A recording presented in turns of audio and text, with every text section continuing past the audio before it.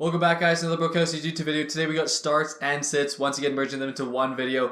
Before we get into it, make sure the subscribe button, hit the like button. We're going to try for 100 likes. That would be awesome. And boys, before we get into the video, we just teamed up with Underdog Fantasy. It may be week 17, your fantasy league may be over, but fantasy football is not done for the year just yet. On Underdog, you can do early 2022 best ball drafts. You can do weekly drafts. We already posted one on our YouTube. We're doing draft with subscribers, with followers. So if you want to join drafts with us, make sure to use Underdog. They also have pick'ems. If you go into Underdog right now and use code BROS, they'll match your first deposit up to $100. So boys, right now, if you want to get in drafts with us, go use code BROS. They'll match your first deposit up to $100. So say you want to put $10 in, they'll put their own $10 in, so they'll double your first deposit. Also, for pick'em, our weekly pick of the week is DK Metcalf under 61.5 receiving yards. As you'll see later in the video, we do not love DK Metcalf. Go check out Underdog Fantasy if you want to join drafts with us in the offseason. Our first must-start player of the week is Ronald Jones. Ronald Jones put up a nice 16 fantasy points last week on 20 carries,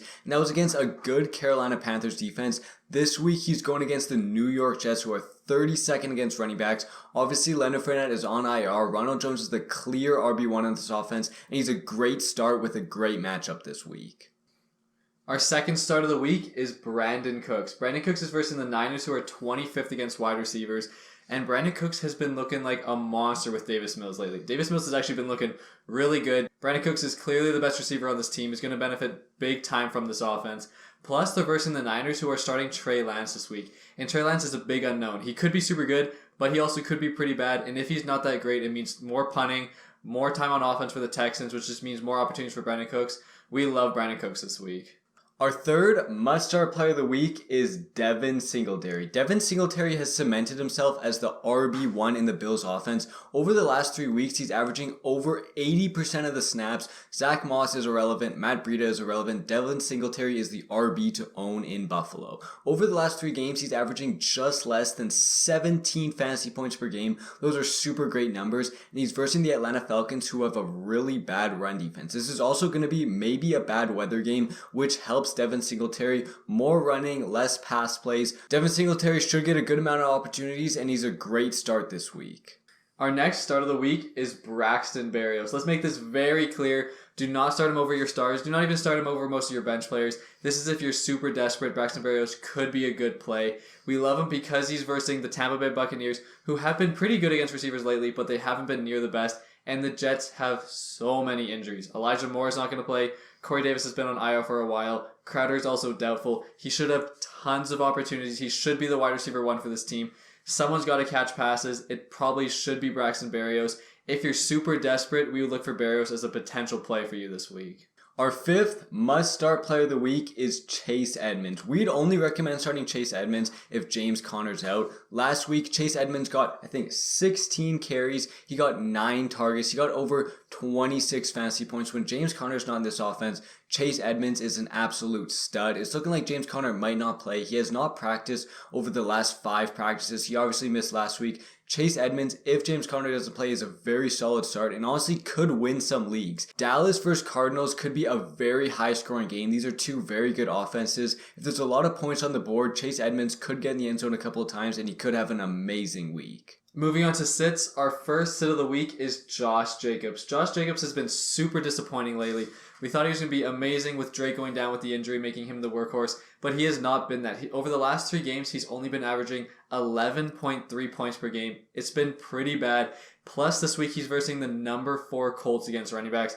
Not a great matchup. Mixed with him being very disappointing lately. If you can, avoid Josh Jacobs. I know some teams, you don't have a lot of running backs, so you are forced into starting him. But if you have good depth, we would highly consider benching Josh Jacobs for somebody else this week. Our second must-sit player of the week is Cole Beasley. Cole Beasley never seems to do good when the Bills are beating teams by a lot. When the Bills win by over 10 points, Beasley has not had a game over 10 fantasy points. He's averaging less than 7 fantasy points per game in these blowout wins for the Bills. And also the Bills are versing the Atlanta Falcons, who we expect the Bills to beat them by a good amount. Atlanta Falcons does not have a good defense. Also in the snow, the Bills should not be throwing the ball a lot. We do not like Cole Beasley at all this week, and we'd sit him at all costs. Our next sit of the week is DK Metcalf.